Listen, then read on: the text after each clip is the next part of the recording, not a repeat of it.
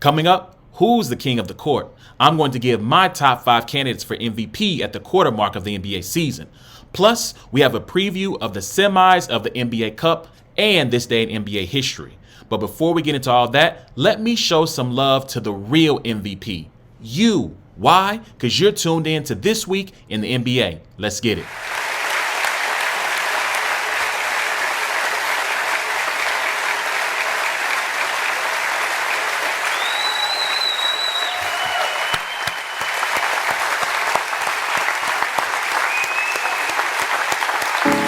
Let's talk about legacy.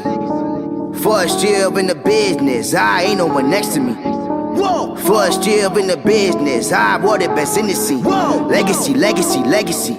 I don't see nobody next to me. I'm too focused on the legacy. Whoa. Okay, let's go. I run the business.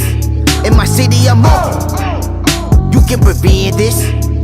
Way that I'm on. Legacy, legacy, legacy. Legacy, legacy, legacy. We made it to the first quarter mark of the NBA season, and the MVP race is off to a blazing start. But before we get into my top 5, let's talk about some of the factors that voters take into account when they fill out their ballot. First off, offensive dominance. Duh, right? If you're going to be MVP, you'll need to be one of the best offensive players in the league that year. Now, it helps if you're good at defense, but as long as you're not giving up Luka-level blow-bys on a nightly basis, you'll be okay. The league hasn't crowned an MVP who averaged less than 25 a game in 10 years since Steph won in 2015. There hasn't been a sub-20-point per game MVP since Steve Nash won back-to-back in 04 and 05. Part of the reason why Nash could be MVP while averaging 15 and 11? Team success. It's not enough that you be the man on your squad, but you also need your team to succeed as well. Your team needs to be at worst the 4th seed in your conference to garner serious consideration as an MVP. The one outlier to this was Russell Westbrook's MVP campaign in 2016, where the Thunder finished as a 6th seed in the Western Conference the year after Kevin Durant left.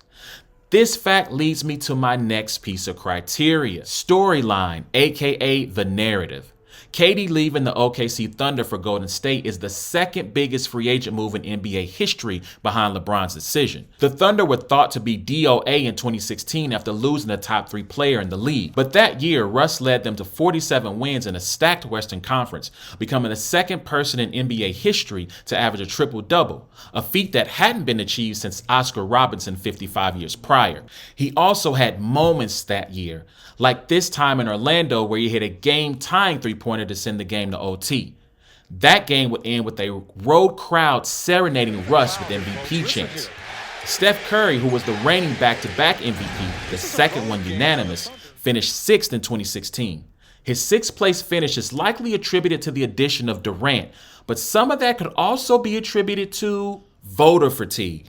We love watching a player ascend to greatness, but we can quickly grow numb to just how amazing these players are night after night. Sometimes the media turns on MVP caliber talent. You don't want to make an enemy out of me. And I'm looking right into the camera. Greats like Michael Jordan and LeBron James have lost MVP awards simply because the media has decided that they've won enough. It doesn't mean that those who won weren't deserving. It just means that the media has decided it's someone else's turn. I've been eating long enough now. Stop being greedy. Let's keep it real, partner. Give to the needy. There's no greater example of this than in 2023 when the MVP race was considered a dead heat between Nikola Jokic and Joel Embiid. Jokic was the 2-time reigning MVP and was potentially on his way to a 3rd consecutive MVP. That is until Kendrick Perkins said this on ESPN's First Take. When it comes down to guys winning MVP since 1990, it's only 3 guys that won the MVP that wasn't top 10 in scoring. Do you know who those 3 guys were? Who were they? Steve Nash, Jokic, and Dirk Nowitzki. No. Dirk Nowitzki. What do those guys have in common? I'll let it sit there and marinate. You think about it. Ultimately, what felt like a close race ended up with Joel Embiid winning his first MVP in a landslide over Jokic. Now that I've said all this, there is one final criteria that factors into voting, and it's likely the most important: analytics. As the game has progressed, so have the voters. They no longer rely on just counting stats like points, rebounds, and assists. Advanced analytics such as win shares, player efficiency rating, aka PER, plus minus, and more help them determine who they feel is the MVP.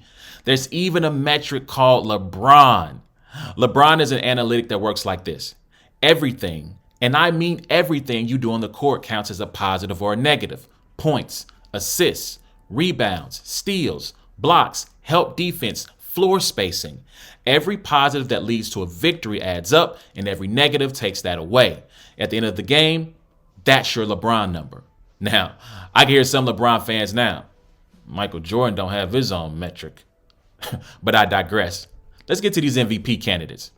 As we get to the top 5, let me shout out my honorable mention candidates: Giannis Antetokounmpo, Tyrese Maxey, and Jalen Brunson. Now, at number 5, we got Jaylen Brown. The Celtics have undergone major changes from last season, replacing 3 players from their starting 5. One of the constants has been Jaylen, who has taken on a larger scoring burden in the absence of Jason Tatum, who's still recovering from a torn Achilles. His stellar play has the Celtics up to the 3rd seed in the East after a slow start. You could say that his winning ways have been rubbing off on his teammates. No? All right. Let's keep going. Number 4, Cade Cunningham. If you listened to last week's show, you know how I feel about Cade. He's having another All-NBA caliber season thus far, which would be his 2nd consecutive. They have the best record in the East and 2nd overall in the NBA. Number 3, Luka Doncic. Luka is off to a great start this year, leading the league in scoring and 3rd in assists. He's also getting to the line at a high rate, averaging 11 attempts per game, and is right outside the top 10 in steals. The Lakers are also 4th in the West and look to be in the mix with Denver, Houston, and OKC as a serious threat to come out of the West. Number 2, Nikola Jokic. What else can be said about Joker? He's making a case to be one of the 10 best players ever. He's averaging a triple-double again this year as well. He's top 10 in scoring and leads the league in assists and rebounds. And finally, number 1, Shai Gilgeous-Alexander. Look, I'm not going to hold you. My top 2 could change depending on when you ask me to rank them. So for now, I'm going with SGA with a slight edge over Joker. Shai is 2nd in scoring and is tops in the league in win shares. OKC also has the best record in the league at 24-1. It's early, but they're just off the pace of the 73-win Warriors to start the season. By a game. The Warriors won 25 straight and didn't lose their first game until December 12th. SGA has been at the head of a team that has been putting belt to... Wait. This is a family-friendly show. So let's just say that they've been putting belt to bottom. And for my gentle parents, let's just say OKC has been asking teams to sit quietly and reflect on their choice to challenge the Thunder's authority.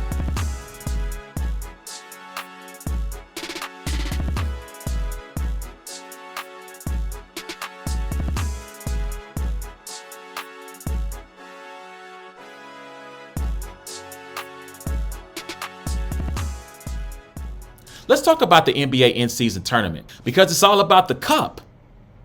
Nah, not that cup. You know, the cup. All right, who's producing this? At least this one is a sports-related cup, but not that one. Okay, there we go. For the uninitiated, the NBA Cup is a play-in tournament that puts each conference into 3 groups with 5 teams each. You play each team in your group once, with the top 3 winners of each group and 1 wildcard team making it to the knockout round. In the quarterfinals, it was a bunch of molly-whopping going on, with 3 of the 4 games decided by double digits. I ain't gonna lie, I'm getting cooked. The Magic defeated the Heat by 9. The Spurs defeated the Lakers by 13. The Knicks beat the Raptors by 16. And the Thunders beat the Suns by, wait for it, 49. By the time you see this, we'll know who's playing in the finals. But let's talk briefly about the teams in the semis. The Spurs are in the knockout stages of the Cup for the first time, and at 17-7, they're off to their best start since the 2016 season. Their record is even more impressive when you factor in that they've had key contributors missing for stretches of the early season. De'Aaron Fox, Stephon Castle, number 2 overall pick Dylan Harper, and Victor Wembanyama have all missed large parts of the season thus far. But the team will be fully assembled Saturday as Victor will be back in action for this clash versus OKC. Here's something else to watch going forward with San Antonio. The first 2 years of the Cup has given us teams that use the tournament as a statement to the league that they would be a force to be reckoned with. Could the Spurs be the next team to use the NBA Cup to announce to the league that they are contenders? Only time will tell. The OKC Thunder are quietly chasing history at the moment. They are 24-1 and winners of 16 straight going to Saturday's game versus San Antonio. The reason I say quietly is because they are killing teams in a cold and methodical fashion like they're Dexter Morgan. But also, it's too soon to talk about the Thunder breaking the Warriors' record. However, if OKC are still on pace with Golden State come the All-Star break, expect that noise to ratchet up considerably. But even if the Thunder don't break this single-season win record, they still have the opportunity to create history via the NBA Cup. If they go on to win the tournament, they will create what will be henceforth and forevermore known as the Thunder Slam. Now, I'm co-opting this phrase from the Tiger Slam. That phrase was coined in 2001 when Tiger Woods was the champion of all 4 major golf events simultaneously. But I'm not done with the cross-sport analogies. If the Thunder win the Cup and repeat as champs, they could win an NBA treble of sorts. See, in soccer, a treble is when a team wins their league, a domestic, and a continental championship. This last took place in 2023 when Manchester City won the English Premier League, the FA Cup, a contest that involves all English soccer clubs, and Champions League, a tournament that pits teams across Europe against each other. For the Thunder, that would look like winning the Cup, the Western Conference, and the NBA Championship. Now, for some, that might be a Dawson type stretch, and you may be right. But if it takes off, remember where you heard it first. As for the game, how can you go against the team that's won 16 in a row? I got OKC. I'm hopeful, yes I am hopeful for today. Take this music and use it, let it take you away. Up next, Knicks versus Magic. There were lots of questions of how Mike Brown could help elevate the offense of a defensive-minded team led by Tom Thibodeau. The early returns have been fantastic as the Knicks have improved in offensive rating and the team has incorporated more ball movement into their offense. Check out what Tom Haberstroh had to say about the Knicks' three-point shooting on Kevin O'Connor's podcast. The team is playing more up-tempo, spraying out to three-pointers in ways they just really never did under Tibbs. The greatest year-over-year increase in three-point attempts is from your New York Knicks under Mike Brown, adding about 7 three-point attempts to their ledger. The Magic were a sneaky pick to win the East this season after acquiring guard Desmond Bane in a trade from the Grizzlies, as the Magic were in desperate need of three-point shooting to pair with their 2 front-court stars, Franz Wagner and Paolo Banchero. That shooting hasn't materialized thus far as Bane, a career 40% shooter from 3, is only at 34% thus far. The good news for the Magic is that over his last 5 games, Baines has shot 45% from distance. Health has also been a concern for Orlando the past 2 years. Last year, players from the Magic missed 350 games, and that injury bug has carried over to this year. Paolo Banchero has missed 10 games to injury, and now Franz Wagner is out until after Christmas with a high ankle sprain.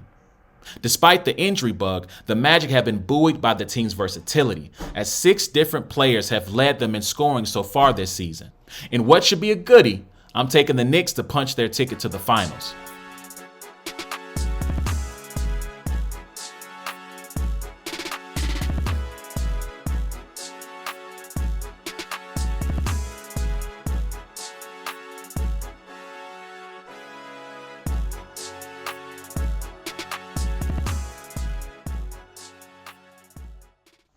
Today in NBA history, Alvin Robertson had 3 steals for the Raptors in a 122-103 loss to Boston, making him the 3rd player in NBA history to surpass 2,000 steals. Robertson had a 10-year NBA career that spanned across 4 teams, mostly with the Spurs and Bucks. He was a defensive stalwart, winning Defensive Player of the Year in 1986, along with making 6 All-NBA defensive teams. The 4-time All-Star finished his career with 2,112 steals, good for 11th all-time. Robertson was known as one of the strongest players of his time as well, and also someone you didn't want to mess with. Billy McKinney, who's our agent, who's the general manager, and Alvin Robinson, who Byron mentioned. You know how strong Alvin is. Oh, that's what I said. He would lead guys around like that. That boy was strong as hell. So apparently they call Alvin over to tell him that they're going to suspend him for whatever reasons. That man started choking Billy McKinney, and I'm literally The GM? watching Billy the GM. The GM. the GM, and I'm watching the light. Like if it was an animation, you see the little angel. It's floating about right here. It's leaving his body. He was choking him out. He was choking the living life out of him like this. I'm watching this, and I run over and I try to pull Alvin's arms, and I couldn't do it. So I had to get behind him and put him in the full Nelson, and grab him off him. And all you see is blood. Well, saved by the bell. But before y'all hit the exit on that crazy story, jump in the comments and let me know what's the best thing you saw in the NBA this week and what games you're looking forward to. Also, hit the like, subscribe, and tap the notification bell so you can know more about this week in the NBA. Y'all be easy. And if you see Alvin Robertson, don't make him mad, all right? Be cool, y'all.